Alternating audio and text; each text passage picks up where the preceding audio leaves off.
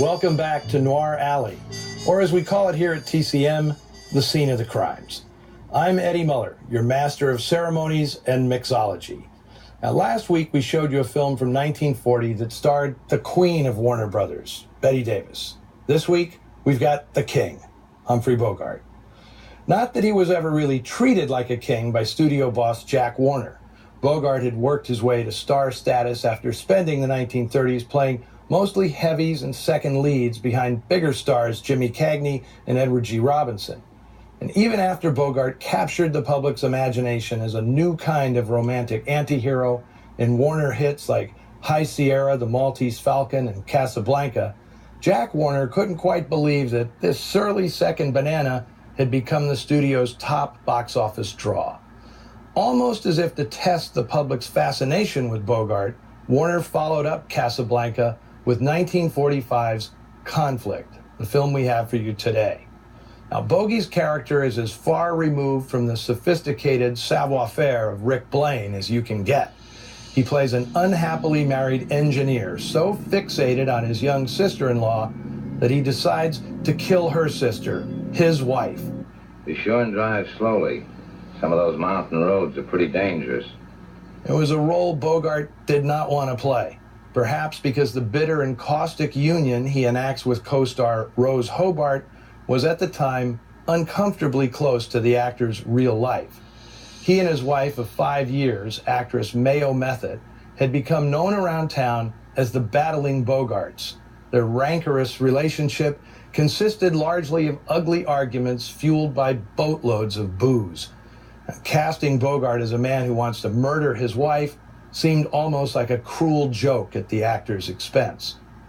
When director Curtis Bernhardt approached Bogart on the first day of shooting, he said or did something that immediately had the actor bolting to his dressing room, declaring that he would not go through with the film. And Bernhardt called on all his tact and diplomacy to coax Bogart back to the set. But he recalled the actor being extremely unhappy throughout production, sulking in his dressing room between takes, nursing a bottle. Now, despite all this, or maybe because of it, Bogart gives a haunted, nuanced performance, especially in scenes where he plays cat and mouse with co-star Sidney Greenstreet. This was the fourth film they'd made together since Greenstreet's big screen debut at age 62 in The Maltese Falcon. In this one, Greenstreet portrays something of a rarity in movies, especially film noir, a psychoanalyst who's not the villain. Although the way Greenstreet plays the part with his patented baleful gaze and braying chortle, it's hard to say he's a good guy. Let's just say he's the lesser of two evils in this one, which in some ways becomes an intriguing variation on the play Gaslight. You see, Dick, it takes a man of violent mind to commit a major crime like robbery or killing. Well, then you believe all killers are one particular pattern, eh? All those who commit premeditated murder, they're all egotists to the point of egomania. Conflict is based on a story idea credited to director Robert Siodmak, which he turned into a treatment with the help of fellow German emigre Alfred Newman, never to be confused with Alfred E. Newman.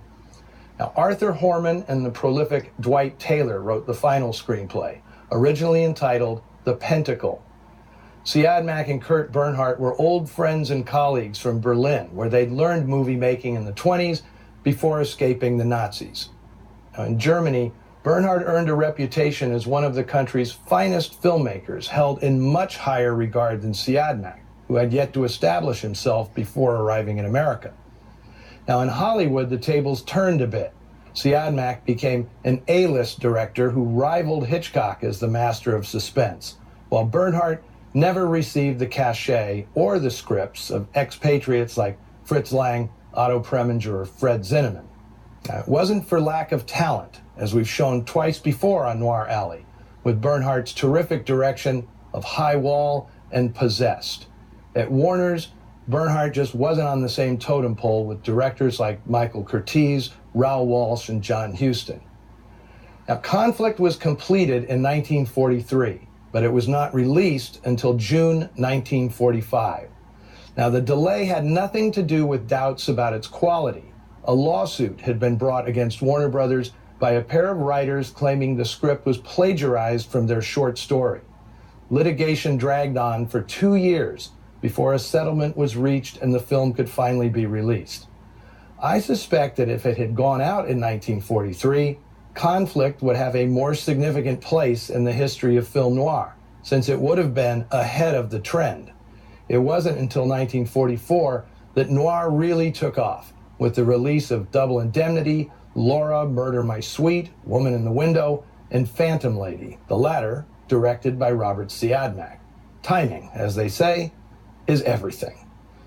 Now, less than a year after making this film, Bogart would find himself living out his character's predicament.